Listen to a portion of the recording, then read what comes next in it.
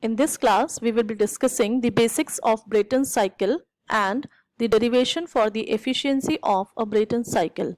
So, a Brayton cycle consists of four processes. The PV and TS diagrams of the Brayton cycle are shown here.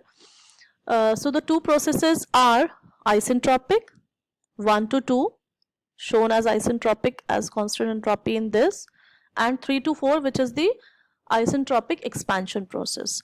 The rest of the two processes are constant pressure processes, which can be seen from the PV diagram. So 2 to 3 is the constant pressure heat addition and 4 to 1 is the constant pressure heat rejection process. So how these processes happen in the cycle is shown through a schematic which is having the four parts of the gas turbine cycle or the Brayton cycle. It is, first is the compressor, in which the medium, which is usually air, is compressed from the pressure P1 to pressure P2. So the process is shown from 1 to 2. This happens isentropically and takes place in the compressor, which is a rotary type of compressor. Then the compressed air goes to the heat exchanger, which is an indirect type of heat exchanger sometimes, or it may be a combustion chamber also. We will discuss when both of them will be used in the later stage. So for the heat exchange, the process will be constant pressure process, shown here. Then after the heat addition, the temperature of the air will rise. This high pressure from the compressor, high temperature from the heat exchanger, will go into the turbine. This air, high pressure high temperature air, will expand isentropically in the turbine from pressure 3 to pressure 4, and the exhaust is rejected into another heat exchanger which is there for the extraction of heat from the air, and then further this air is brought back to the initial condition by taking all the heat from it, and it reaches the initial condition 1, which is again supplied to the compressor, and this cycle is repeated again and again. By the expansion of the air in the turbine, we obtain the work output Wt, and in the compressor, as we have to compress the air against its so we have to supply the work input. So this is the schematic and the parts and components of the Brayton cycle. These are the PV and TS diagrams. Now we are moving on to the derivation. For that, we will calculate the heat input and heat output in the turbine, and then we will use the formula for efficiency, which is Qs minus Qr upon Qs, as the thermal efficiency for a cycle. So the heat input in the cycle is in the process 2 to 3 only, and heat rejection is in 4 to 1 only, because these two processes are reversible adiabatic or isentropic processes, the process 1 to 2 and 3 to 4. That's why the heat rejection and heat addition will not take place in 1 to 2 and 3 to 4.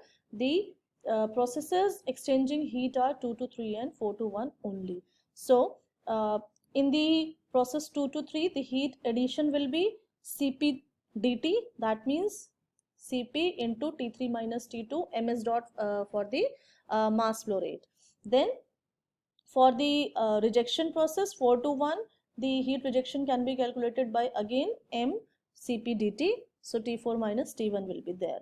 So now, as per the efficiency formula for the cycle efficiency or thermal efficiency of the cycle, Qs minus Qr upon Qs, we can have the values of Qs and Qr put from here, and then we obtain this, and this Cp T3 minus T2 get cancelled. So 1 minus T4 minus T1 upon T3 minus T2 is the thermal efficiency in terms of temperature.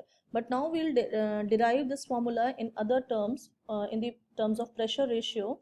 So for that, we have to write the relations for the isentropic process, which are T2 by T1 is equal to P2 by P1 raised to the power gamma minus 1 upon gamma. This relation we have used in derivation of Otto and diesel cycle also in the unit 1.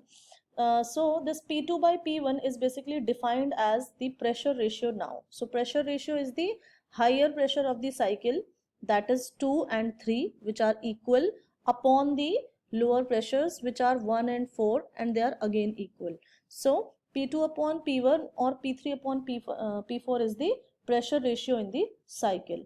So this is the defined pressure ratio in the mathematically.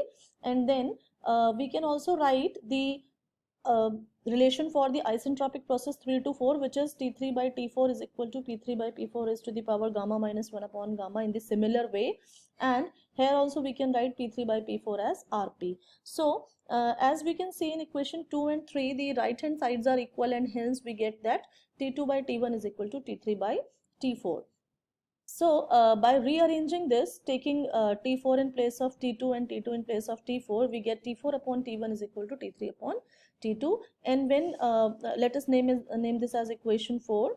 So putting this value from equation 4 into equation 1, what we'll do will be, we'll first take this T1 common from this and T2 common from this, and the rest will be left inside. So T4 by T1 minus 1 will be there, and T3 minus T2 by minus 1 will be there. And from the equation 4, these two, T4 by T1 and T3 by T2, were found to be equal. So using this from equation 4, these two will be cancelled, and we will get 1 minus T1 by T2, which we can also put in terms of the pressure ratio, P1 by P2 raised to the power gamma minus 1 upon gamma, and P2 by P1 is Rp. So we can write the thermal efficiency as 1 minus 1 upon Rp raised to the power gamma minus 1 upon gamma. So this was the expression for the thermal efficiency of a Brayton cycle. Later we'll discuss the two types of turbines that are based on gas Brayton cycle only in the next video. Thank you so much.